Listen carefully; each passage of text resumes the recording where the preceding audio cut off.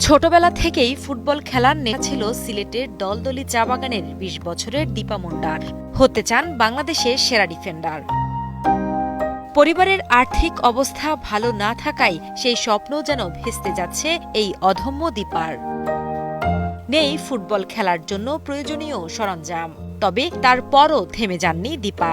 অনেক বাধা বিপত্তি পার করে অসহায় জীবনযাপনের পরও ফুটবল থেকে সরে আসেননি তিনি। আমি হচ্ছি চা বাগানের মেয়ে, তাছাড়া আমার বাবা একজন চা শ্রমিক। খেলার সরঞ্জাম যে জিনিসগুলো একটা প্লেয়ারের কিন্তু 5টা জিনিস লাগে, যেমন একটা জার্সি, একটা প্যান্ট, একটা মোজা, একটা সেফ গার্ড, এক জোড়া বুট। আর এক জোড়া বুটের দাম তো অনেক। ওই আর্থিক অবস্থার কারণে এই প্রবলেমগুলো আমি ফেস করতে পারতেছি না বলে আজকে আমি প্রবলেমে আছি। ছোটবেলায় মাকে হারান ফুটবলার দীপা।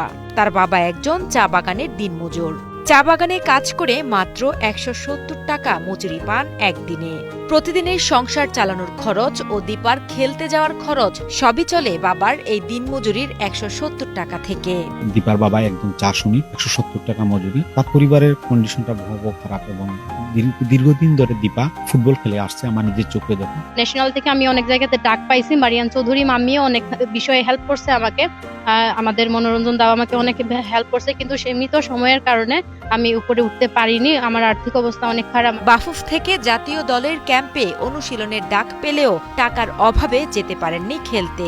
তবে বিভিন্ন ক্লাবে খেলে এই পর্যন্ত তার ঝুড়িতে জমা হয়েছে অসংখ্য পুরস্কার। এই পুরস্কারগুলোর অনেক অংশই এখন নষ্ট হয়ে যাচ্ছে গত কয়েকদিন আগের সিলেটের শিলাবৃষ্টিতে দীপার ঘর ভেঙে যাওয়ার ফলে।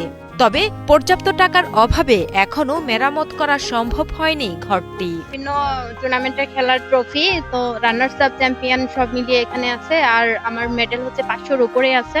তো ওগুলা শিলাবৃষ্টির কারণে কিছু নষ্ট হয়ে গেছে, কিছু ভালো আছে। তো ওইগুলা সব মেডেলগুলো আমি যত্ন করে রেখে দিছি। বাবাকে নিয়ে একটু ভালোভাবে বেঁচে থাকার জন্য ও তার ফুটবল খেলাটা যেন সহজ হয়, এজন্য সমাজের বিত্তবানদের কাছে এবং ব্যারিস্টার সুমনের কাছে সাহায্য চেয়েছেন দীপা এবং দীপার সহপাঠীরা। আসলে আমি মানুষের মুখে মুখে শুনছি ব্যারিস্টার সুমন ফুটবল নিয়ে কাজ করতেছেন, আর আমি চাইতেছি যে উনি যদি আমাদের দিকে একটু নজরদারি করেন। আমরা তো চা বাগানের মেয়ে, আমরা চা বাগানের হয়ে ফুটবলার গুলা উঠতেছি।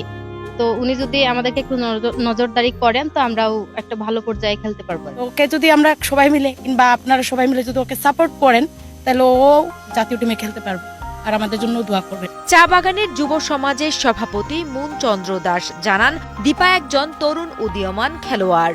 বাফুফে সুনজর দিলে দীপা অনেক ভালো করবে বলেও মনে করেন তিনি। পাশাপাশি দীপার কোচ শরীফ আহমেদ বলেন, দীপা একজন প্রতিভাবান খেলোয়াড়। একটু ভালো পরিচর্যা করলেই একজন ভালো খেলোয়াড় হয়ে উঠবেন ভবিষ্যতে।